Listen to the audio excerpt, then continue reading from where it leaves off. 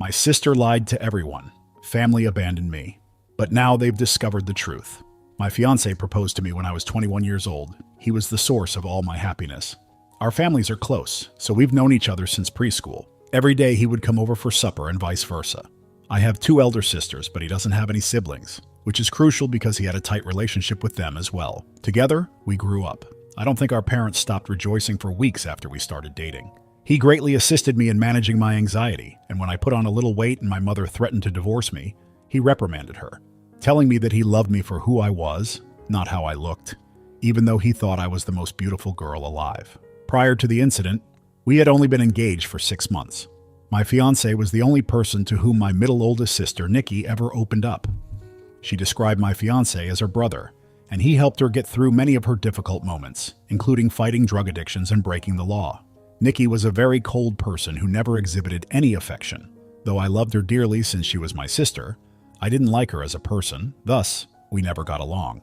She tells me out of the blue that she wants to go clubbing with me because we have never gone out together and she feels awful for being so aloof from me. I accepted, and we went out that evening. Although I wasn't really into clubbing, I did start to relax and enjoy myself after a few drinks. Everything was going well that night until Nikki said she wanted to climb like a tree after seeing a guy across the room. She approached him, and a few minutes later, she returned with a bitter look on her face. She never replied when I asked her what was wrong. She informed me the guy didn't want her number but rather wanted mine. But I persisted in pressing because I didn't want our night to be spoiled. She didn't budge when I informed her that he was a loser and that there were many other people in the area who would kill to be with a girl like her. She informed me that after using the restroom, we would part ways. After waiting for another hour and drinking a variety of cocktails, I began to feel really lightheaded and disoriented. I was positive that Nikki had departed, so I decided to just take a cab home. However, I ran across Nikki's friend, who she had dated briefly on the way out. When I told him I was getting a cab and he asked if I needed help getting to my car, he said he was about to leave too and we could split one. We left the club together and got into the first cab we saw after I told him it was all right. I felt my vertigo getting worse as I searched my purse for my phone. The next thing I remember is that I blacked out and woke up the following morning with my head banging on a hard sofa. I was in Nikki's friend's house when I woke up and saw that my phone lay flat on the glass table in front of me. He handed me some water and tablets when he realized I was awake and told me I had passed out in the taxi and he couldn't remember my parents' address. So he just picked me up and brought me back here, where he placed me down on the couch. I informed him that my fiancé would be concerned and I had to head home. I left after he called a cab. My mother, father, my fiancé Nikki, and his parents were all standing in the living room when I got to my parents' house. I assumed they were concerned about me, but as soon as I spoke, my fiancé inquired as to how I could harm him. He continued yelling at me, asking how I could have cheated on him, even after I tried to clarify that my phone had died.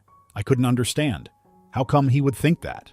I kept getting interrupted while I tried to relate the previous night's occurrences. Then Nikki weighed in, saying, I was a lying S.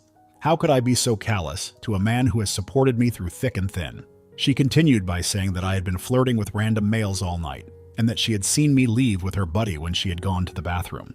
After I explained what had happened to her, she pulled out pictures from her phone that showed me him guiding me outside while his hand was on my back. Yes, the picture was awful, but I was so inebriated that I didn't even realize he was holding my back. Both his mother and mine were crying, and my fiancé was yelling nonstop. I then requested that Nikki give her pal a call so he could confirm. Nothing occurred, but he gave her a totally different account when she contacted him. He claimed that after I pleaded with him to take me back to his, we shared several nights of sleep together. I knew Nikki had planned the entire affair to make me appear bad, so I went red, started crying, and yelled at her. I asked my fiancé to accept me, but all he did was shake his head and walk away. My mother gave me a slap across the face and instructed me to leave once everyone had left. After leaving, I spent a couple nights at a friend's residence.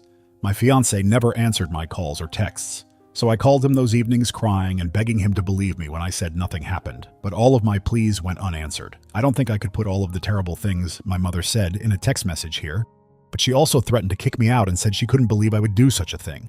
She tossed everything away before even giving me a chance to gather my belongings. I was on the streets now. Since they preferred my mother's and fiancé's side, none of my relatives would take me in. In less than a day and a half, Nikki's falsehoods had left me homeless and unmarried, and my entire world was gone. I have now been doing everything for weeks to get my family and my boyfriend back. The breaking point for me, though, was when Christmas arrived and I went to my mother's house to make amends. During this time, I was sleeping from sofa to couch. I knocked on the door when I arrived at my parents' house, but nobody responded. Then my friend gave me a call and informed me that she had just discovered on Facebook that my family was celebrating Christmas in a different location and had shared photos there. My fiancé and his family were also present, along with my sisters, parents, and grandparents.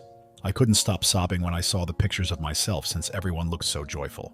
I sobbed for an extended period of time before opting to block them all. I even gave back my ring of engagement. I could get inexpensive rent and work at the same time because my friend knew someone a few hours away who was searching for help at his restaurant. He even had living arrangements above where he worked. I was hurting that no one stood by me and that I was on my own, so I wanted to start again in life. Despite the small apartment and the fact that I had to work more than 10 hours a day nearly every day, I was able to save a significant amount of money and relocate rather soon. I was able to rent a much nicer condo, so I'm no longer living in the apartment, but I'm still the assistant manager at the restaurant. I haven't spoken to any of my relatives since I left, which has been about 2 years ago. Before I heard a knock on my door, I had no idea what was going on with them. It was the former fiancé. To put it mildly, I was stunned. All of these emotions suddenly returned, and my only desire was to leap into his arms. I wanted to slam the door in his face, but he stopped me and asked to give him an explanation when I realized how hurt I had felt. According to him, Nikki got married and later admitted that she had lied to her spouse because she had fallen in love and realized how bad her actions had been. When I questioned how he discovered me, he stated that his acquaintance had told him. Every member of my family had been attempting to contact me and wanted to visit me. I informed him that I needed more time to decide if I truly wanted them in my life. I've been a disaster ever since he went. I'm at a loss for what to do. I know that I will never forgive Nikki and that she may rot for all I care about, but it's difficult because my fiancé and other family members didn't realize she was lying, and I also felt like they left me too soon without giving me a chance to present my case. I'm not sure if I ought to pardon them. Update. I never got back to my ex since I didn't know what to do, but soon my parents must have texted me, requesting a meeting, so I guess he gave them my number. I never responded, and although I had intended to set up a Zoom meeting, I was spared the trouble when they also showed up to my door. That is, my dad did. I ended up puking, which he insisted on cleaning, when I answered the door and saw him standing there. We sat down when he was finished, and I started crying. My father has worn the same cologne for a very long time, so the smell of it brought back a lot of memories, and my emotions were all over the place. I pushed him away and asked him what he was doing here, as he tried to hug me. He continued by explaining that he is divorcing my mother. He claimed to have pleaded with my mother to contact me as soon as I left, but she turned him down, telling him I was being a baby and that I could handle things on my own moving forward if I wanted to leave them after committing such a terrible deed. I asked him how long it took for them to realize I was missing. He claimed that after New Year's Eve, they had returned home and were going to invite me over for a conversation. At that point, they contacted my buddy, who informed them that I had departed and that she was unsure of my whereabouts. I questioned him about why he disregarded my version of events and why they dismissed me so quickly. He just burst into tears. He expressed that he never intended for things to spiral out of control and that his greatest dream is to be able to take everything back. I mentioned that they didn't toss Nikki away when they discovered she was abusing drugs and had dropped out of high school. Instead, we all went on vacation to give her time to think about things other than drugs. During that trip, Nikki developed an alcohol addiction, and each time they repeatedly stood by her. He claimed he was unaware that his mother would expel him. Instead, he had assumed it would only be for a few days. However, at the last minute, they made the decision to celebrate Christmas out of state. It seems that my mother assured him that once they returned, I would be let to return home. I replied that she had thrown away everything I owned, but he insisted that she had lied and that everything was still there. When I asked him what had become of Nikki, Dad told me that she was dead and that he didn't want to see her again. However, my mother had been pleading with him to forgive Nikki since she wasn't well and they couldn't lose 2 daughters at once. He has been pressing my ex to find me and has blocked both Nikki and my mother. When my dad told him that he had blocked my mother and Nikki and found out where I lived, my ex gave in. He agreed when I begged that he not show up again unless I give him permission. He asked what would happen next, and I told him that I was deeply wounded by his actions and that I didn't know. I then simply continued talking about how much he had hurt me, how difficult it had been, and how it felt to watch them so happy without me. By the conclusion, both of us were crying, but I felt so relieved to have let everything out. It was like a huge weight had been lifted off my shoulders. My dad then offered to help me get a better job and apartment because he knew a few people in the area. However, I informed him I wouldn't be quitting my current position because my boss had helped me so much and I wanted to pay him back no matter what. I told him I didn't want anything from him, but I did want to make amends, but only on my terms. I also warned him that I might never trust him again and that it would take a very long time. He declared that he would stop at nothing to atone for his actions. I asked him if Nikki had mentioned anything about why she had done this. I went to sleep on the sofa, and that was it. He He was up playing video games all night until I woke up, which he apparently has proof of. She said that she thought my ex deserved better than me and that she wanted to see him happy because he was making too many sacrifices in the relationship. She loved him like a brother and wanted to break up the engagement, so that night she asked her friend to come and escort me out of the club so she could get photos and to take me home so her plan could succeed. I told my dad that I no longer wanted those things, so he decided not to fetch them from my mother's house and bring them to me. When I followed up to inquire about Nikki's spouse, he informed me that although his mother had kept the whole thing quiet, he did have his number and had written it down for me. I made the decision to call Nikki's husband after my dad departed. What if I could hear her in the background? I felt so nauseous and was perspiring the entire time. I should have eased into it for him because when he finally picked up, I just blurted everything out. He seemed really perplexed, so I had to go over everything again. I even went into great depth regarding her booze and drug abuse.